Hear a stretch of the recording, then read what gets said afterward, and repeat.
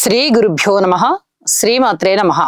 మా భక్తి టీవీని ప్రోత్సహిస్తున్నటువంటి మా ప్రేక్షకులందరికీ ధన్యవాదాలు తెలియజేస్తూ 13 ఏప్రిల్ నుంచి 19 ఏప్రిల్ వరకు గల కాలానికి రాశి ఫలితాలు ఎలా ఉన్నాయో తెలియచెప్పుకుందాము. ముందుగా గ్రహస్థితులు. వృషభంలో గురువు గారు ఉన్నారు, అలాగే కర్కాటకంలో కుజుడు నీచపట్టున్నారు, చంద్ర కేతువులు ఇద్దరు కన్య రాశిలో ఉన్నారు, బుధుడు నీచలో ఉన్నారు, శుక్రుడు ఉచ్చలో ఉన్నారు, శని రాహు రవిలతో కలిసి మీనరాశిలో. ఇక వారాంతానికి వెళ్ళేటప్పటికీ చంద్రుని యొక్క స్థితి ధనుసు రాశిలోకి వచ్చినది, రవి గారి యొక్క స్థితి తన ఉచ్చస్థానమైనటువంటి మేషరాశిలోకి వచ్చి ఉన్నది. పంచగ్రహ కూటమి కాస్త చతుర్గ్రహ కూటమి అయినది. అయితే ఇక్కడ గురువు గారి యొక్క దృష్టి కేతువు మీద పడుతోంది, అలాగే శని రాహు శుక్ర బుధ ఈ 4 గ్రహాల యొక్క దృష్టిలు కూడా కేతువు మీదనే పడుతూ ఉన్నాయి. ఇక గ్రహస్థితులలో ఇతరత్ర గ్రహస్థితులలో ఏమన్నా మార్పులు ఉన్నాయా అంటే ఏమీ లేవు. ఈ దృష్టుల ఫలితానికి వస్తే కొంచెం ఆధ్యాత్మిక చింతన బాగా పెరిగేటటువంటి పరిస్థితి కనిపిస్తోంది ప్రజలలో, అలాగే మానసిక ఒత్తిడి కొంచెం పెరిగేటటువంటి పరిస్థితి కనిపిస్తోంది. కొన్ని భయాలు, ఆరోగ్యానికి సంబంధించిన భయాలు, అలాగే పితృవర్గానికి సంబంధించినటువంటి ఆందోళనలు, మాతృవర్గానికి సంబంధించినటువంటి ఆందోళనలు మనస్సులో ప్రేరేపితం అవుతూ ఉంటాయి. అయితే ఇది అంత భయపడవలసినటువంటి గ్రహస్థితి అయితే కాదు. గురువు గారి యొక్క బలము చాలా బాగుంది, కేతువు మీద దృష్టి పడుతోంది, అట్లే శని గారి దృష్టి, బుధుని దృష్టి, శుక్ర రాహువుల దృష్టి కూడా పడుతూ ఉంది. వీటి వల్ల ఏదైనా ఇబ్బందులు ఉన్నా కూడా గురువు గారి యొక్క దృష్టి కూడా పడుతూ ఉన్న చేత కేతువు గారు చాలా బలోపేతం అయిపోయి ఉన్నారు. కాబట్టి ప్రజలెవరూ కూడా భయపడాల్సిన అవసరం లేదు. ఇది రాశులతో సంబంధం లేకుండా ప్రతి ఒక్కరూ కూడా తమ తమ ఇష్ట దైవాలని పూజించుకోవాల్సిందిగా, హనుమాన్ చాలీసా చదువుకోవాల్సిందిగా సూచన చేస్తున్నాను. ఇక గ్రహ సమ్మేళనాల విషయంలోకి వస్తే ఒక ముఖ్యమైనటువంటి మార్పు ఇక్కడ జరిగి ఉన్నది. రవి రాహు కలయిక జరుగుతుంది, అలాగే శని రాహు కలయిక జరుగుతుంది, అలాగే శుక్ర రాహు కలయిక జరుగుతోంది, బుధ రాహు కలయిక జరుగుతోంది.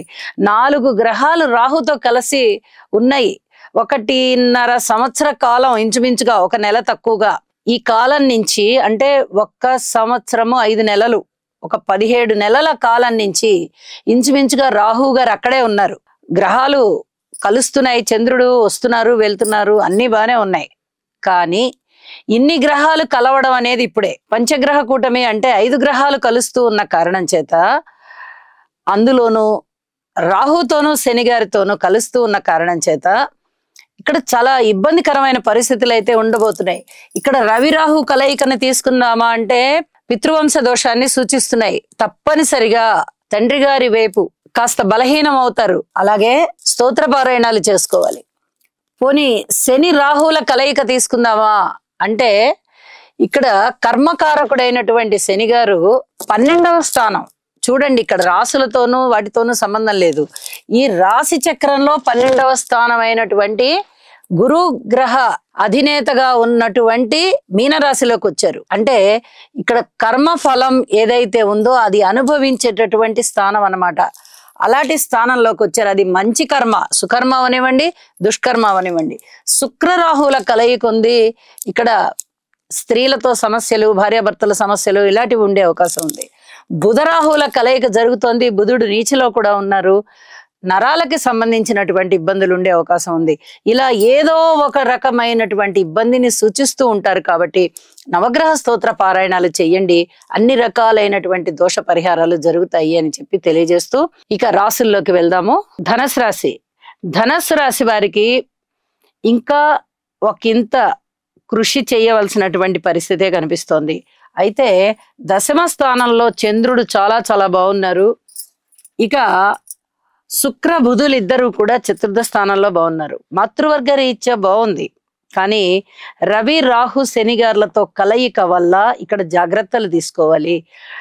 శరీర ఆరోగ్యానికి సంబంధించి, స్థిర చరాస్తులకి సంబంధించి, మాతృవర్గ రీత్యా సంబంధించి చిన్నపాటి పరిహారాలు చేసుకోవడం చాలా మంచిది.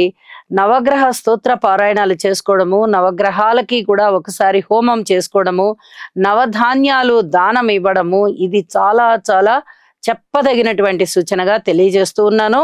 అలాగే ఏదైనా డబల్ రిజిస్ట్రేషన్లు జరుగుతున్నాయా, మన స్థలాలు ఎవరన్నా కబ్జా చేశారా, ఇలాంటివి కూడా ఒక్కసారి చూసుకోవాల్సిందిగా సూచన చేస్తూ ఉన్నాను. ఆరోగ్య పరిస్థితికి ఎప్పటికప్పుడు శ్రద్ధ తీసుకోవాల్సిందిగా సూచన. ఏవో పెద్ద పెద్ద అనారోగ్యాలు ఉంటాయని కాదు, ఏదైనా దిగులు ఉండడానికి అవకాశం ఉంది, ఒళ్ళు నొప్పులు ఉండడానికి అవకాశం ఉంది, చిన్నపాటి కడుపు నొప్పి కానీ, ఏదైనా కాలు నొప్పి కానీ, చేయి నొప్పి కానీ, అలాంటివి ఏమన్నా నొప్పులు బాధలు ఉండేటటువంటి అవకాశం ఉంది. దీనివల్ల కొంత మనశ్శాంతి లేని కారణం కనిపిస్తూ ఉంటుంది. ఇది చెప్పదగినటువంటి సూచన. అయితే ఈ చతుర్థ స్థానంలోకి శనిగారు రావడం వల్ల అర్ధాష్టమ శని దోషం అనేది ఈ ధనుసు రాశి వారికి ఏర్పడుతూ ఉంది. అయితే అతి త్వరలోనే గురువు గారి యొక్క రాశి మార్పు జరగబోతూ ఉన్న కారణం చేత ఈ శనిగారు ఇక్కడ 2.5 సంవత్సరాల కాలం సంచరిస్తూ మనకి అర్ధాష్టమ శని దోషాన్ని ఇస్తూ ఉంటారు. ఆ దోషాన్ని బాగా పరిహారం చేస్తారు గురువుగారు సప్తమ స్థానంలోకి వెళ్ళి. కాబట్టి ఒక్కింత ఓర్పు కలిగి ఉండండి. ఒక్కసారి శనిగారికి తైలాభిషేకం చేయవలసిందిగా సూచన చేస్తున్నాను. ఇవి రెండూ చెప్పదగినటువంటి సూచనలుగా మీరు జ్ఞాపకం పెట్టుకోండి. అలాగే ఉద్యోగ జీవితంలో ఒకంత మీకు పై అధికారుల మెప్పు కలిగే విధంగా ప్రశంసలు ఉంటాయి. ఇది చాలా చాలా మీ మానసిక ఆనందాన్ని ఇనుమడింపజేస్తుంది. కుటుంబం బాగుంది, అన్నదమ్ముల సహాయ సహకారాలు అంతంత మాత్రంగా ఉంటాయి. మాతృవర్గ రీత్యా కూడా సహాయ సహకారాలు కొంచెం తగ్గుముఖం పట్టినట్టుగా ఉంటాయి. వారాంతంలోకి వెళ్ళేటప్పటికీ రవి గారి యొక్క స్థితి మారి ఉన్నందువల్ల, అలాగే పంచమాధిపతి కుజుడు నీచలో ఉన్నందువల్ల సంతాన రీత్యా కొంత అసంతృప్తి ఉండేటటువంటి అవకాశాలు ఉన్నాయి. పూర్తి ఓర్పు కలిగి ఉండాలి. ఏదైనా ధనము విషయంలో సాహసోపేతమైన నిర్ణయం తీసుకోగనేటటువంటి పరిస్థితి ఏర్పడుతుంది. భార్యాభర్తల మధ్య కూడా అంత అనుకూలత కనబడబోవడం లేదు. కొద్దిగా జాగ్రత్తలుగా ఉంటూ ఉండాలి. ఇక దూర ప్రాంత ప్రయాణాలు పడతాయి. అయితే నీళ్లకి సంబంధించినటువంటి ప్రాంతాలకి దగ్గరికి వెళ్లే విషయంలో మటుకు జాగ్రత్తగా ఉండవలసిందిగా సూచన చేస్తున్నాను. పితృవర్గ రీత్యా వార ప్రారంభంలో ఉన్నటువంటి గ్రహస్థితుల వల్ల కూడా మనం ఇప్పుడు చెప్పుకుంటున్నాము. పితృవర్గ రీత్యా ఒకంత జాగ్రత్తగా ఉండండి. ఇది చెప్పదగ్గ సూచన. వారాంతానికి వచ్చేటప్పటికి ఈ పితృకారకుడైనటువంటి రవి ఉచ్చలోకి వచ్చేసారు కాబట్టి తండ్రి గారికి చాలా చాలా బాగుంటుంది. మీకు కూడా ఆరోగ్య రీత్యా చాలా చాలా బాగుంటుంది అని చెప్పి తెలియజేస్తున్నాను. ఈ చెప్పినటువంటి పరిహారాలు చేసుకోండి. ఒకంత ఓర్పు కలిగి ఉండండి. అన్ని విధాలా మనశ్శాంతి పెరుగుతుంది. ఈ వారం రోజుల కాలము కూడా చక్కటి మానసికమైన అభివృద్ధితో ఉంటారు అని చెప్పి తెలియజేస్తూ శుభం.